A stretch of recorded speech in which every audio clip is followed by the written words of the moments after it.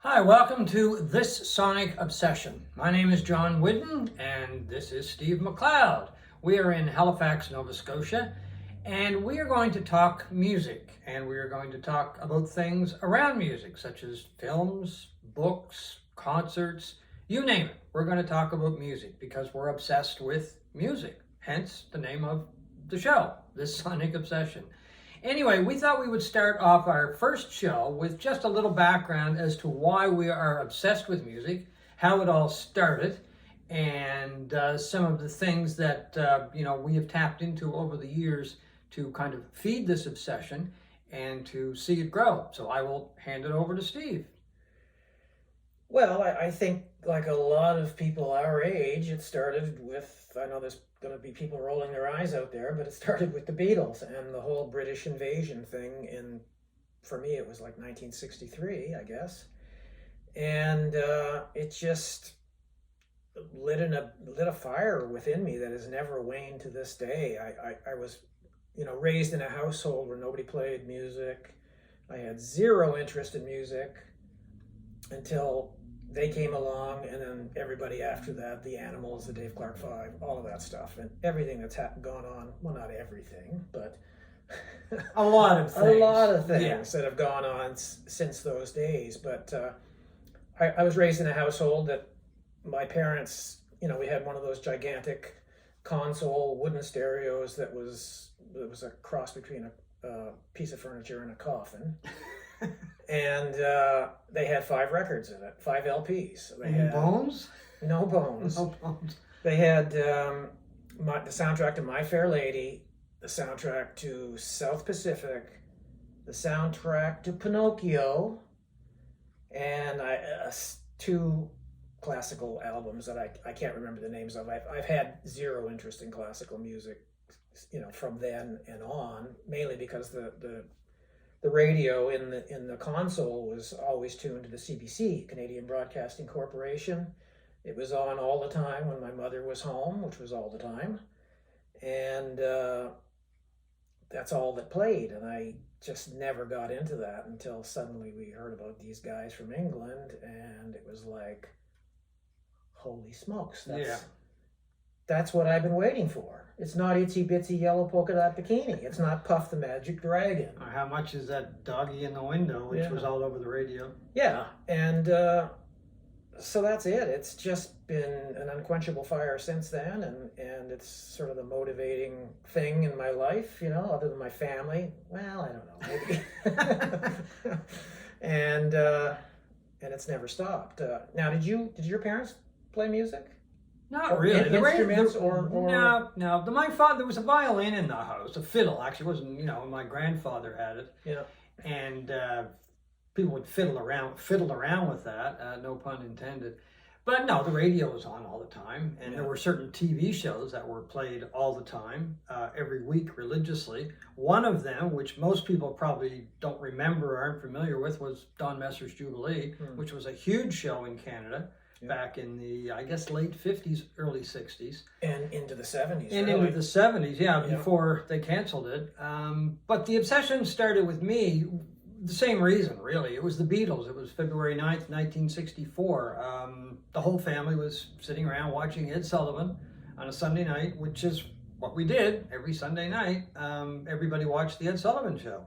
And these 4 lads from Liverpool came on, and that was it. There was like excitement in the house between myself and my sister, and my parents were like, my heavens, what's this? They got kind of caught up in a little bit as well, but then I was hooked. That was it. I mean, before that I'd listened to music that my brother had. There was the odd single kicking around the house, 2 in particular, Every Day by Buddy Holly, and I Want to Walk You Home by Fats Domino were 2 singles that I always loved them. And I think they might have even been B-sides. I can't remember now, but loved those songs. So I'd play his singles off and on.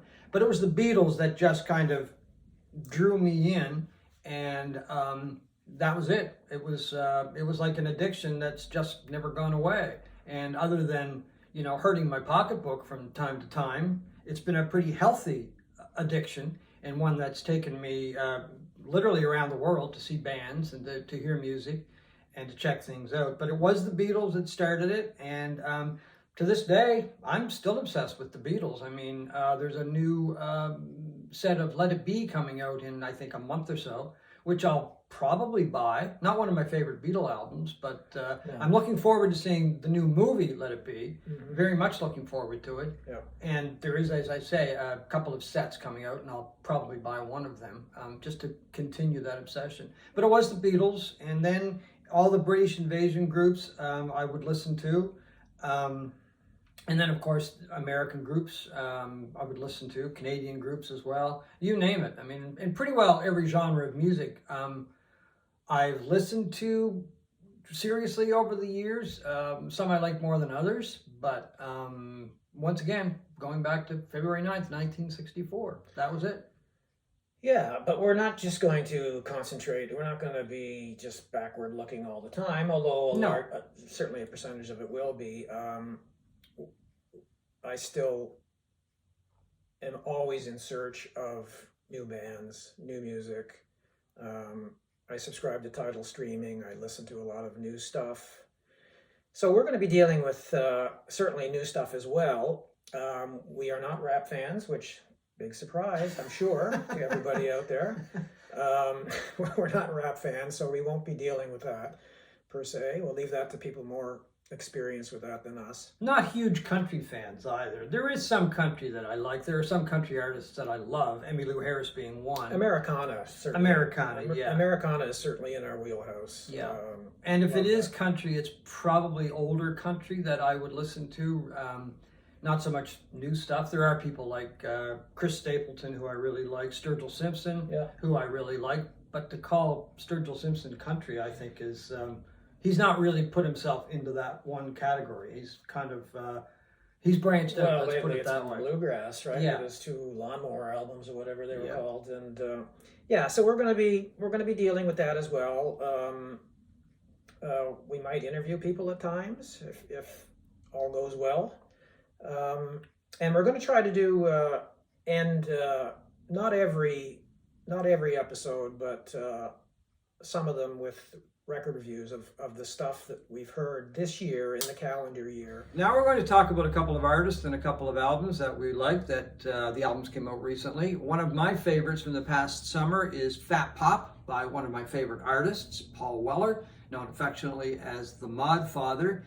It's just a really good album full of very short to the point pop songs. There's nothing groundbreaking on the album. It's just pure Weller, just really good songs with a lot of energy. He's joined on his one song by his daughter Leah, and he's joined on another tune by a singer from the British group Mysterines, Leah Metcalf, who is a terrific singer. And I have seen some Mysterines tracks online. I don't think their album is out yet. I know it's coming out very soon, or is out maybe in the UK, but not over here anyway. And I'm really looking forward to that because she is a fantastic singer.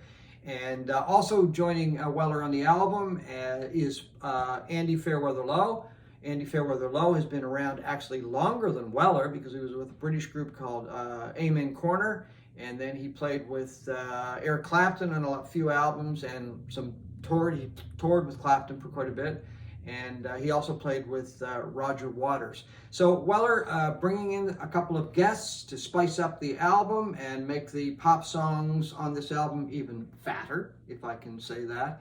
Once again, pure Paul Weller, a guy I've loved for years. I think he's fantastic. Still really don't know why he hasn't caught on in North America, because in the UK he's revered. I mean, he's huge, and huge in some parts of Europe. I saw the guy and his band years ago live, one of the best shows I've ever seen. Just full of energy, just really good songs, and just a wonderful performer, and who has a tight band. Anyway, my choice for one of the most recent albums I like a lot, Fat Pop by Paul Weller, 4 out of 5 stars. My choice is an album called Local Valley by Jose Gonzalez, and I have to admit, I'd never heard one of his songs, let alone one of his albums, even though his name has been on the periphery of my musical consciousness for years. I just never made the effort or took the time to listen to them until I fired it up on the streamer this week. On top of that, I had no idea this guy's actually from Chile, Sweden, Gothenburg. Chile, Sweden. Chile, Sweden. Well, it is some of the year, I guess. Yes. And not some warmer clime like California or Latin America. So this album has been a revelation for me.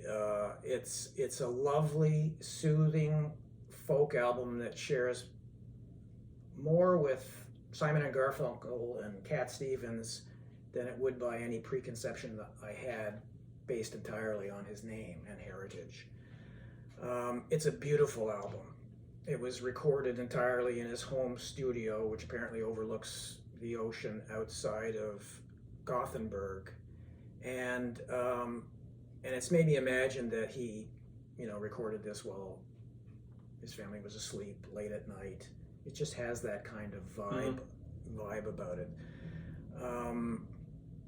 It has delicate finger picking and hushed vocals in mostly English, but he also sings a bit in Swedish and Spanish.